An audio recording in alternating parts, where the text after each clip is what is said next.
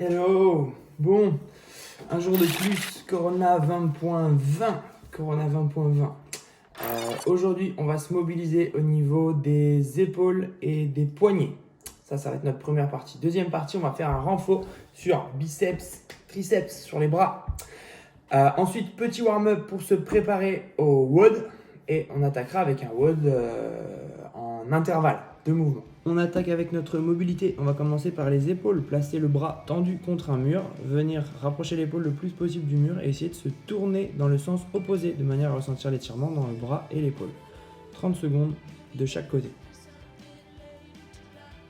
Ensuite, on va poser les deux mains contre le mur, un petit peu au-dessus du niveau des épaules. Envoyer les fesses en arrière et rentrer la tête entre les bras. On essaye de rentrer la tête le plus bas possible. Sentir l'étirement au niveau des épaules et de l'arrière des cuisses. Pareil, 30 secondes. Une fois que ça c'est fait, je vais passer au poignet. Donc je vais venir mettre mes épaules au-dessus de mes poignets et essayer d'avancer au maximum vers l'avant. Mettre un maximum de poids sur les poignets sans que ce soit trop douloureux, bien sûr. Je tiens 30 secondes, puis je fais la même chose à l'envers. Donc je mets mes mains, les doigts vers moi et je recule les épaules au maximum. 30 secondes, pareil, et je fais un deuxième tour. Ensuite, renfort, biceps, triceps, 30 secondes en mouvement, 30 secondes en isométrie, deux mouvements. Premier mouvement, biceps curl, mes coudes restent figés, d'accord? Il n'y a que mes avant-bras qui bougent. Je monte, je descends, je contrôle bien ma descente à chaque fois. Donc 30 secondes en mouvement, 30 secondes, je bloque à mi-hauteur. Ensuite, je passe skull crusher pour travailler les triceps. Donc charge tendue ici au-dessus de mes épaules, mes coudes encore une fois restent figés. Je descends la charge jusqu'à ma tête, ok? Et je repousse la charge vers le haut. Mes coudes ne bougent pas. Donc pareil, 30 secondes en mouvement. Puis 30 secondes, je bloque à mi-hauteur. Une fois que j'ai fait ça, je prends 45 secondes de récup et je le refais 6 fois. Échauffement avant de m'attaquer au WOD, je vais faire 4 tours de 3 yoga push-up. Donc une pompe classique, je pars position gainage, je viens toucher la poitrine au sol, je remonte, puis j'envoie les fesses en arrière, vers le haut et la tête entre les bras. Je fais 3 répétitions. Une fois que j'ai fait mes 3 répétitions, je vais faire 3 reverse burpees. Donc je pars debout, je descends en squat, dos rond, je viens rouler sur le dos jusqu'à ramener mes mains derrière moi, je touche le sol, puis je donne de l'élan pour revenir en position de squat et me redresser. Je fais bien le dos rond et je fais attention derrière moi. Donc 3 répétitions.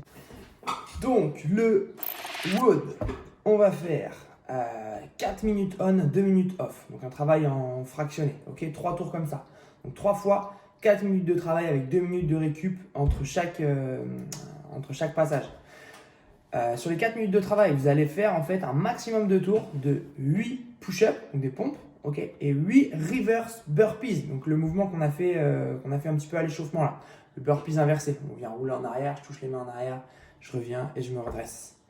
Voilà, donc à chaque fois, c'est un petit AMRAP de 4 minutes qu'on va faire 3. Premier mouvement de mon WOD, des pompes classiques. Donc je pars position de gainage, je viens toucher la poitrine au sol et je remonte en extension complète des bras, tout simplement. Essayez de garder les coudes près du corps, c'est un peu plus facile. Si c'est trop difficile, version scale, je vais tout simplement poser les genoux au sol. Mais je maintiens toujours un bon gainage, ok? J'aligne les genoux, les hanches, les épaules. Il ne faut pas avoir les fesses qui remontent en l'air là à chaque fois que je remonte. Deuxième mouvement, le reverse burpees. On va le voir un petit peu mieux ici que sur la vidéo de l'échauffement. Donc je pars debout, ok? Je fais un squat. Je garde le dos rond, je viens rouler sur le dos, toucher le sol derrière moi. Puis, je vais donner de l'élan grâce à mes bras et à mes jambes pour revenir en position de squat, si possible sans m'aider de mes mains, et me relever. Votre score est le nombre de répétitions effectuées dans chaque passage. Donc, par exemple, passage 1, 52 reps, passage 2, 54 reps, passage 3, 56 reps, sachant qu'un tour égale 16 reps.